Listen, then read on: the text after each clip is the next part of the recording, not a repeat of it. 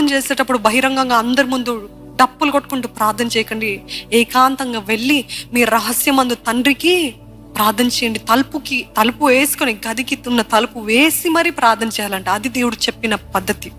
కొన్నిసార్లు ఆ రీతిగా ప్రార్థన చేయాలి, కొన్నిసార్లు ఈ రీతిగా సంఘముగా కూడినప్పుడు, సమాజంగా కూడినప్పుడు 2-3 నా నామములో ప్రార్థిస్తే భూమిపైన ఏదేదైతే బంధిస్తారో పరలోకంలో బంధించబడుతుంది, భూమిపైన ఏదేదైతే విడిపిస్తారో అది పరలోకంలో విడిపించబడుతుంది అని దేవుడు యేసు ప్రభు చెప్పాడు.